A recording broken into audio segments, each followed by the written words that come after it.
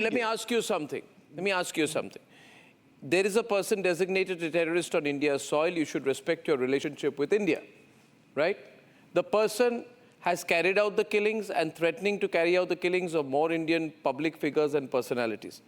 When you take an application for citizenship or permanent residentship, you look into the academic or professional qualifications of the individual or the amount of capital the individual is bringing into your country before deciding on the person's immigration status. May I ask you, what was the unique qualification why you gave Nijjar, why you fast-tracked his citizenship? What did he bring? Medical skills, professional skills, management skills, technical skills, capital? What did he bring? Very delicate. Why did you give him a fast-track citizenship? We would all like to know how he managed to get in and how it came that the minister in charge of immigration fumbled the answer, had to change the answer. It didn't really make sense to the first time he was rejected. You're a country. I know you're being more loyal than the king tonight. Anis and Terry is being more critical. But you're a country where 329 people were killed by the same Khalistani terrorists. There were 24 Indians, but more than 270 Canadians. And yet, people from the same point of view, same group, same thinking, were fast-track citizenship into Canada. Were you bringing Nijjar into Canada to get another hijacking organized from your country's soil so that more Canadians could be killed? Well, that contains the assumption that we knew what we were doing. We didn't know what we were doing. They just let them all in. It's the Canadian way. Oh, you must be a good candidate for citizenship. We're not going to look too closely.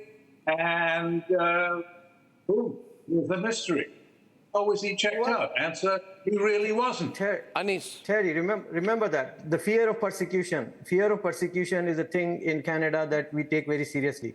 If a citizen in any other country is having threats to be killed, and this is quite evident from American agencies and the Canadian agencies that Nijjar, Pannu, and these people were... So why didn't you give Saddam citizenship? Why didn't you give Saddam and Osama citizenship? Well, we did not receive his application, but if he would have, then we would... you would have given Osama citizenship. You're absolutely No, we would have... So the argument is that Osama bin Laden should be given citizenship had he applied for it because he could be persecuted elsewhere in the world. Well done. Declared terrorists cannot enter into Canada, right? Is Nijjar or Pannu a declared terrorist by any other international organization? No. Right? It's true. It's just like an ordinary citizen applying through the Canadian immigration system. They go through the system, they pass the numbers, and they get into Canada. So should all murderers, pedophiles, all of these people be sent to Canada because they perceive persecution in their own countries? Well, there are quite clear evidence that one of our citizens was killed on our land by your agents. So why not? Well, let me tell you, Nijjar, because you're caught on the wrong foot out here. You need to get your facts right. Nijjar was twice refused admission to reside in Canada because he submitted false documents. Did your immigration authorities not know that he was a liar? Why did you fast-track his citizenship? They didn't seem to care. They didn't seem to even look it up. There is a complete mystery over why, after twice being rejected, phony marriages and phony documents, the third attempt, he somehow was allowed into Canada.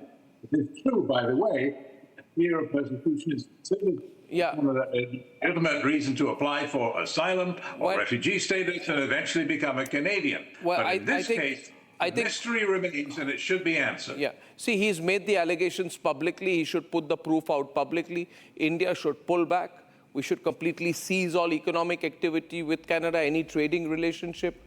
And that should be the end of the story. Then let them know how to deal with it. Ladies and gentlemen, if this is a pressure tactic by the Western countries, if America is involved, I can tell you, as has been said there by Dr. Joseph Chalil, they're trying out the wrong guy.